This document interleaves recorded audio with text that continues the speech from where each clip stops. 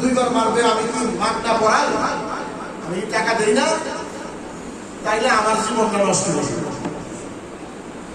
আপনার কাছে কষ্ট লাগছে, কিন্তু আমার জীবনটা নষ্ট হয়ে যাবে।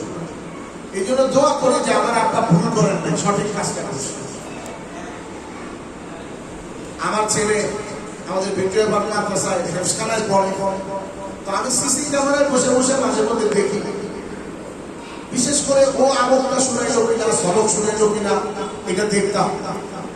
তো সবক শুনাইতে গেছে, আমলটা শুনাইতে গেছে, আমি এটা দেখতেছি সিসি ক্যামেরায়।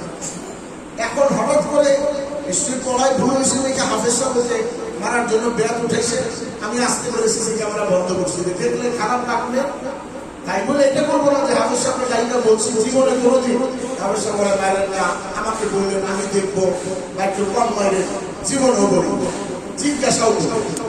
খারাপ লাগছে, সিসি ক্যামেরা বন্ধ করছে, দেখি।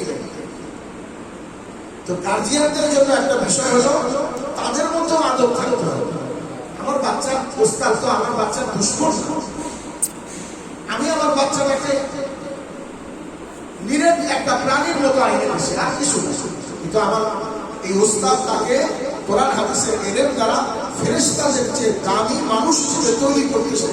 তাহলে তার কত কষ্ট হয় শেষ রাত থেকে মধ্যরাত পর্যন্ত। বিনিময় অনেকে মনে করে যে বিনিময় ওস্তাদরা বিনিময় নিবে কেন?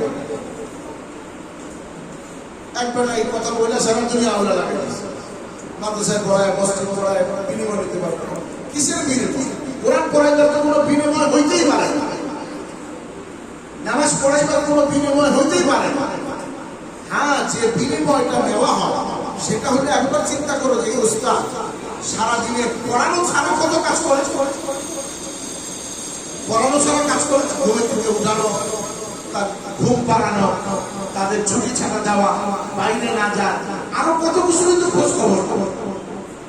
শুধু কি পড়াইবার বেতন নাই? পড়াইবার তো কোনো বিনিময় হইতেই পারে না, এটা ওস্তাদে ওঠা।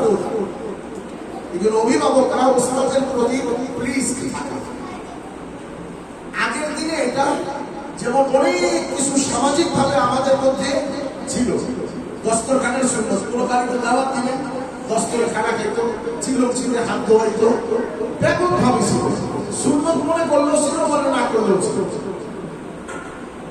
ধীরে ধীরে আমাদের এগুলি আস্তে আস্তে উঠে টেবিলে উঠছে, এবং টেবিলে খেলেও শান্তি পাওয়া যায়, এবং খানায় খাওয়া শুরু করছে। এটার নাম দিয়েছে। তো আমাদের সামাজিক ভাবে যত অবক্ষয় হয়েছে, পতন হয়েছে, তার মধ্যে একটা পতন হয়েছে। পূর্বেকার যুগে উস্তাদের প্রতি অভিভাবকরা যে পুলিশ থাকতো, সে অভিভাবক বাদশাহ হলো বাদশাহ শাহজাহান, তার ছেলে হলো